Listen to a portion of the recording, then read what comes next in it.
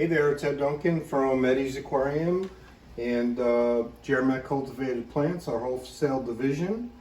This is my personal tank here, and I wanted to show you a couple things that are very interesting. Right now, this cork valve in the front kind of got out of hand. We put them in, they were little tiny pieces, and you really don't want tall plants in the front of your aquascape because it blocks your view of the other plants.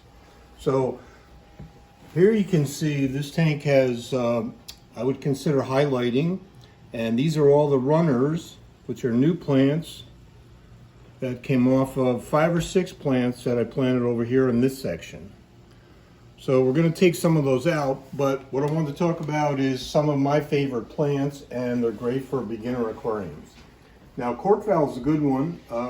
Probably just should plant it off to the side or in the back. It likes moderate to high light. It'll do okay in moderate, but if you really want it to thrive, you want high light. One of my other favorite plants are crypts, which will do well in almost any light. There's a little crypt down there. They spread by runners. This is another crypt here.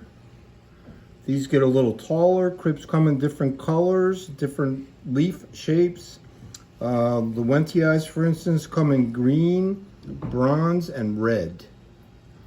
This little guy that's hiding out here is a Busey on a rock. And John noticed the other day that it's very happy. Why is that, John? You can see the white speckles developing on the leaves and the true color coming out. You can get a little blue shade there. And Buseys do okay in moderate light. They come from areas where the water is moving quickly in a stream, so they like a lot of circulation. This is pennywort hydrocoidal is the Latin name. There's a bunch of different kinds of pennywort. I believe this is verticulate. And then over here, this is green foxtail. That's another hardy plant. Now this is going to continue to grow taller. So when it gets too tall, you just pinch it back. That would be a plant you'd use in the background. I don't know if you can see this, John. This is one of the Java ferns that's mounted on the wood here, Java fern trident. And this is, this guy right here is an Anubias.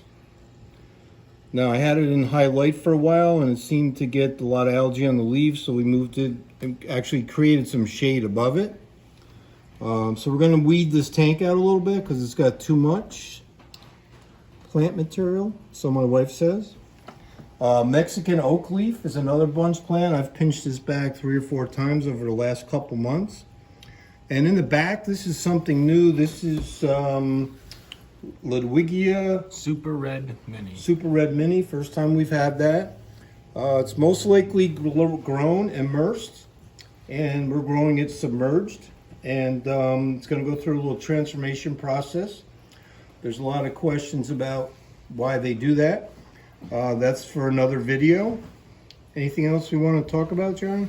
You got a nice mat of Physidens nobilis growing on the wood here. Yeah, so this is a mat that came in on a stainless steel mesh. And it's really cool because you can kind of form it right to the piece of wood, and eventually it'll grow over the edge so you don't see that anymore. And these are the remains of some baby tears that we had, bunches of baby tears here that we took out, but they had been so happy they were producing runners and going across the bottom of the tank. So that's my 50-gallon freshwater tank. My lighting is, I have Fluval 3.0 fresh and plant on its own timer.